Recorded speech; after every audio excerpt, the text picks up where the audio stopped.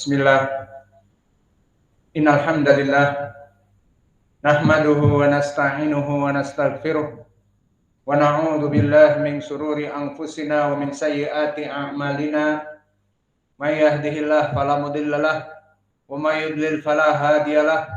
Wa asyhadu an la ilaha illallah wahdahu la syarikalah wa asyhadu anna Muhammadan abduhu wa rasuluh, amma ba'd. Alhamdulillah, pada kesempatan hari ini Ba'dal Asr, hari Kamis 28 Oktober 2021, kita lanjutkan kajian di Fakultas Ilmil Hadis dalam pembahasan program pengetahuan ilmu hadis dari kitab Al-Hidayah Syarah Al-Baiquniyah, yang mana pada kesempatan hari ini kita masuk kepada sesi yang ketiga.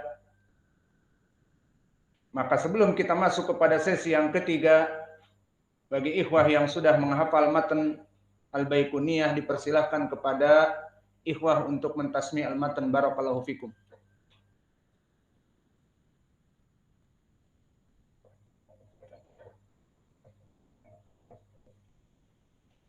Qala al-Baiquni rahimahullah. Bismillahirrahmanirrahim. Abda'u bilhamdi musalliyan ala Muhammadin khairin nabiyyin ursila wa di min aqsamil hadits iddah wa kullu wahidin ata wa haddah awwaluha sahih wa huwa muttasil isnaduhu lam yushad aw yu'al yarwihi 'adlun dhabitun an mithlihi mu'tamadun fi dhabtihi wa naqlihi.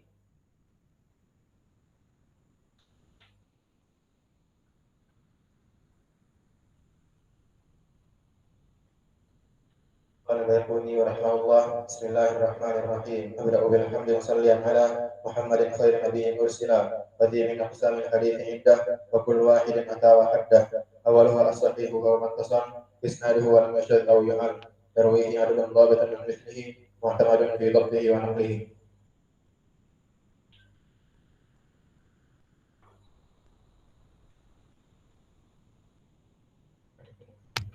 قال المؤلف رحمه الله تعالى: بسم الله الرحمن الرحيم. أبدأ بالحمد مصليا على محمد خير نبي أرسل ودي من أقسام الحديث عدة وكل واحد أتى وحده أوله الصحيح وهو متصل إسناده ولم يشد أو يعل يرويه عدل ضابط عن مثله معتمد في ضبطه ونقله.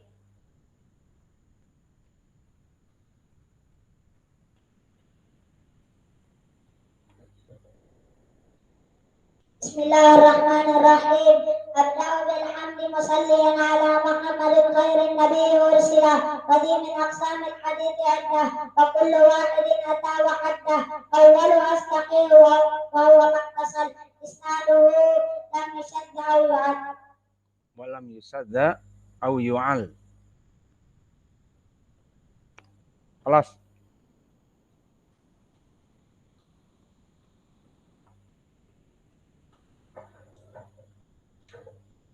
Qala al-mu'allif rahimahullahu ta'ala. Bismillahirrahmanirrahim. Abda'u bilhamdi musalliyan ala Muhammad khairin nabiyyin ursila wa di min aqsamil hadithi iddah wa kullu wahidin ata wa hadda awwaluha sahih wa huwa muttasil isnaduhu wa lam yushad aw yu'al yarwihi sabitun Yarwihi adlun. wa yarwihi Yarwihi adun sabitun an mithlihi sabitun an mithlihi mu'tamadun dhabtihi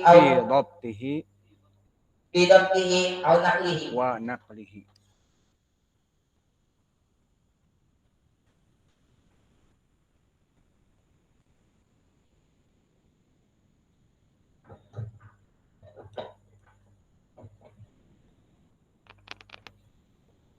Bismillah. Qala al-Baiquni rahimahullah. Abda'u bihamdi musalliyan ala khairin nabiyyin ursila wa di min aqsamil hadits iddah wa kullu wahidin ata wa hadda awwaluha sahih wa muttasil isnaduhu Wa lam yusadda aw yu'al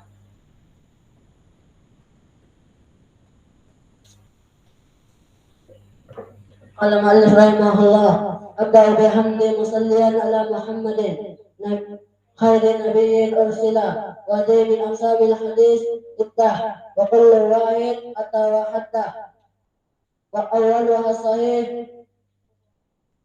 وهو ما اتصل إسناده لم يسد ولم يعرف.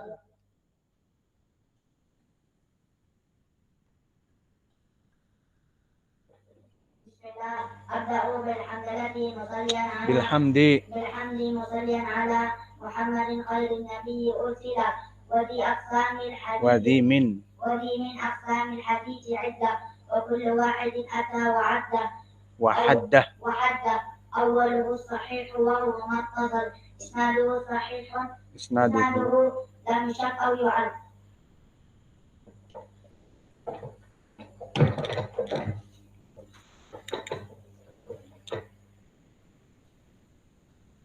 Bismillah. Qala al-muallif Taha al-Baiquni rahimahullah fi mandumatih al-Baiquniyah fa fi qawlihi al-muallif barakallahu fikum abda'u bil hamdi musalliyan ala Muhammadin. Maknanya aku memulai menulis mandumah Baiquniyah ini bilhamd dengan memuji kepada Allah. Lalu musalliyan ala Muhammadin. Maka musalliyan di sini i'rabnya adalah hal dalam keadaan mansub. Maknanya aku memulai penulisan kitab ini dengan memuji kepada Allah dalam keadaan musalliyan, memberikan salawat ala Muhammadin kepada atau atas Nabi Muhammad sallallahu alaihi wa ala alihi wasallam. Hada huwa makna musalliyan ala Muhammadin. Kemudian keadaan al-hal barakallahu fikum yang qasimu ila qismain. Hal ada yang bimakna at-tabyin, menjelaskan. Dan ini yang diinginkan di dalam matan ini. Bahwa musalliyan ala Muhammadin dia penjelas dari fi'il perbuatan. Abda'u bilhamdi. Aku memulai kitab ini dengan memuji kepada Allah musalliyan dalam keadaan berselawat kepada Allah. Maka disebutkan di dalam jenis al-hal dia itu litabyin wa taudih. Dia itu faidahnya untuk menjelaskan dan mentaudih, lebih mendeskripsikan. Dan hal seperti ini alati yustafad maknaha biduniha. Ay hadal hal yubayyin hay'ah sahibahu inda wuqu'il fi'il, yang menjelaskan terjadi pada fi'il. Maknanya bisa kita katakan mawaqa fi jawab kaifa, yang mana dia itu kalau dimasukkan kaifa bagaimana, maka akan dijawab dengan hal tersebut. Contohnya kaifa ja'a Muhammadun, bagaimana Muhammad itu datang? Jawabnya ja'a Muhammadun farhan. Maka farhan apa i'rabnya? Hal, menjelaskan apa? Keadaan Muhammad di saat sedang datang. Begitupun di dalam hiwar, dakhalal mudarrisu ila masjid al-imam muqbil mubtasiman. Maka i'rabnya apa? Hal mubtasiman. Seperti di pelajaran yang kita lewati, maka dia masuk dalam keadaan tersenyum. Karena dia itu penjelas, masuk kepada kaifa. Kaifa dakhalal mudarris ilal masjid mubtasiman, dalam keadaan tersenyum. Jazakallahu khair. Maka begitupun di sini.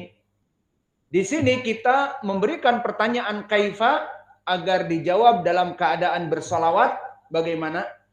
Kaifa yabda'un nazim bilhamd. Bagaimana penulis an-nazm yakni al-Baiquni memulai penulisannya dengan alhamd? Jawabuhu musalliyan ala Muhammadin. Kaifa yabda'un nazim bilhamd? Maka jawabnya musalliyan ala Muhammadin. Begitupun di sini.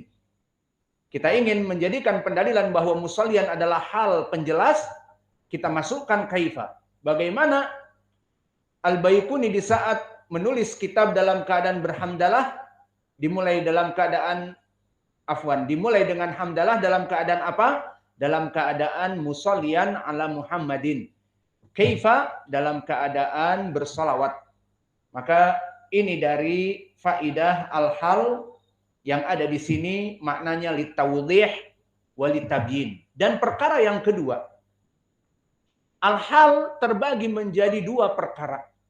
Hal yang sifatnya itu sabit mabni. Mana maknanya keadaannya tidak pernah berubah dalam satu kesatuan. Tidak pernah dia seperti manusia, kadang tertawa, kadang tersenyum, kadang marah, kadang menangis. Tapi sifat dari segala sesuatu itu terbagi menjadi dua, sifat yang sabit dan sifat yang sementara. Maka di sini sifat yang apa? Musalliyan ala, atau hal, keadaan yang apa? Yang sementara. Maka di sini kita mengatakan bahwa al-hal di sini ghairu sabit. Maknanya dihalkan dalam keadaan penulis bersalawat kepada Nabi. Dan ini tidak terus-menerus dia bersalawat kepada Nabi. Itu maknanya. Maka di sini, halnya di sini dalam keadaan muaqqatan.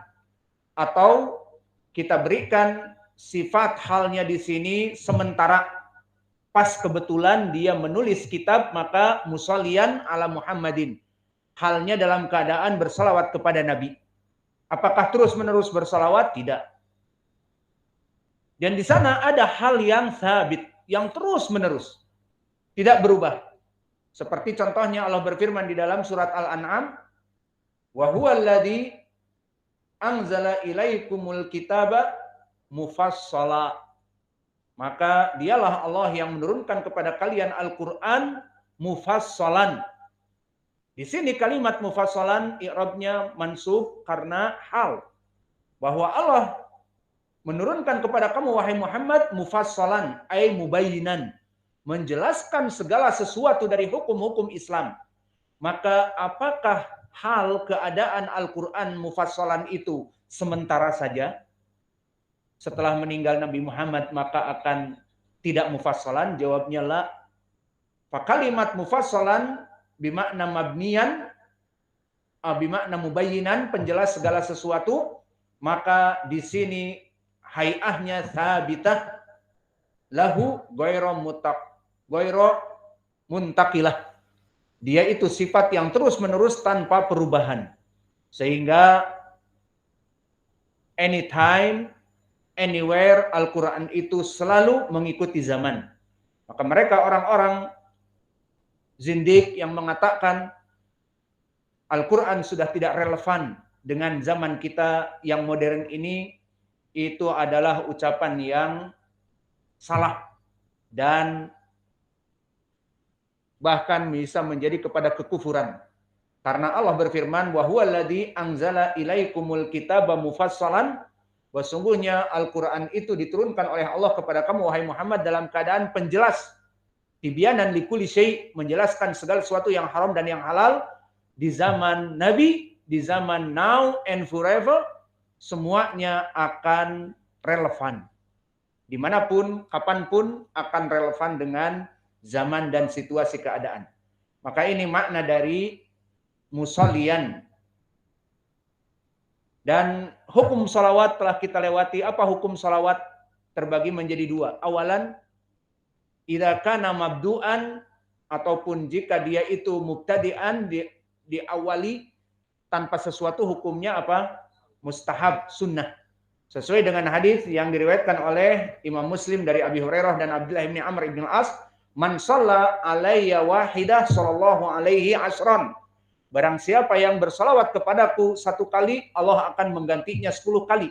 Seperti sekarang kita dalam pelajaran ini tidak ada unsur yang lain kecuali kita ingin memulai sallallahu alaihi wa ala alihi wasallam. Maka Allah memberikan 10 salawat. Hukumnya apa? Sunnah. Namun kapan hukumnya menjadi wajib sesuai ucapan Allah, ya ayyuhalladzina amanu shallu alaihi wa sallimu taslima. Di sini fi'lun amr. Kapan? Jika diawali dengan penyebutan nama Nabi Muhammad. Mana dalilnya? Hadis yang telah kita lalui dari berbagai sahabat, dari Abi Hurairah dan yang lainnya. Kullu amrin dibalin la yubda'u afwan. Ragima anfu rajulin dukira indahu walam yusalli alaih. Di saat Nabi naik kepada mimbar, datanglah malaikat dan berkata kepada Nabi, aminkan wahai Muhammad. Maka Nabi mengaminkan, dan diantaranya apa? Jika seseorang disebutkan nama kamu wahai Muhammad dan dia tidak memberikan salawat kepadamu, maka doakan dalam keburukan. Maka ini syahidnya adalah didoakan keburukan, maka ini hukumnya menjadi wajib. Berarti kapan bersalawat itu wajib? Jika disebutkan nama Nabi Muhammad. Kapan salawat itu menjadi sunnah? Jika dia tanpa diawali sesuatu, tanpa disebutkan nama Nabi, dia memulai sendiri, sallallahu alaihi wa ala alihi wasallam, hukumnya sunnah. Dan keutamaannya banyak. Kembali kepada lafaz. Abda'u bil hamdi musalliyan ala nabiyina Muhammadin. Selesai dari makna musalliyan, dan ia adalah al-hal. Dan Muhammadin, siapa itu Muhammad? Muhammad adalah ismun min asma'in nabi. Dia adalah salah satu dari nama-nama Nabi yang banyak. Dan nama ini yang paling masyhur untuk nama Nabi. Maka oleh sebab itu saking masyhurnya, dikarenakan disebutkan di dalam ayat Al-Quran banyak Nabi disebutkan dengan nama Muhammad. Pertama di dalam Ali Imran. Apa Allah berfirman? Wa ma Muhammadun illa rasulun. Dan begitu pun di dalam surat Al-Ahzab. Maka nama Muhammadun aba ahadim min rijalikum walakin Rasulullah wa khataman nabiyyin. Disebutkan Muhammad. Dan di dalam surat Muhammad itu sendiri apa? Wa amanu bima nuzila ala Muhammadin. Dan di dalam surat Al-Fatah, Muhammadun Rasulullah walladina ma'ah asyidda'u 'alal kuffar ruhama bainahum. Ruhama'u bainahum. Maka di sini di Al-Qur'an ada 4 nama dengan Muhammad. Adapun di dalam Al-Qur'an yang lain disebutkan dengan nama siapa? Ahmad. Seperti di dalam surat Shaf Allah berfirman, ya'ti min ba'di ismuhu Ahmad. Maka ya'ti min ba'di ismuhu Ahmad di sini nama lain dari Muhammad. Tidak diartikan Mirza Ghulam Ahmad. Kelompok Ahmadiyah diantaranya beristidlal dengan ayat ini, ya'ti min ba'di ismuhu Ahmad. Mirza Ghulam Ahmad, kita Ahmadiyah, disebutkan di Al-Quran akan datang Nabi namanya Ahmad. Gegeduk ataupun gembong kalian itu namanya apakah Ahmad? Namanya Mirza Ghulam Ahmad. Kan Mirza, bukan Ahmad. Tapi kan kita kelompoknya Ahmadiyah. Terserah, yang penting beristidlal dengan ayat yang juga tidak ada hubungannya. Ya'ti min ba'di ismuhu Ahmad. Kita Ahmadiyah, di Al-Quran disebutkan akan datang Nabi namanya Ahmad. Gembongnya namanya Mirza, bukan Ahmad. Dan begitu pun kita katakan bahwa nama Muhammad maknanya adalah ismun mangkul dari alhamd, diambil dari pujian. Maka nama seseorang yang dinamai Muhammad, wa huwa yatadamman asana alal mahmud. Dia itu menyandang pujian. Maka Muhammad, dia menyandang pujian. Dan dia masuk kepada wazn mufa'al. Seperti mu'azzam dan musawwad dan mubajjal dan muhabbab. Maka Muhammad masuk kepada mufa'al ay mu'azzam. Maka Muhammad dari hamd menjadi Muhammad, manusia yang penuh dengan pujian, itu maknanya. Maka menamai anak kita Muhammad dengan harapan anak kita baik.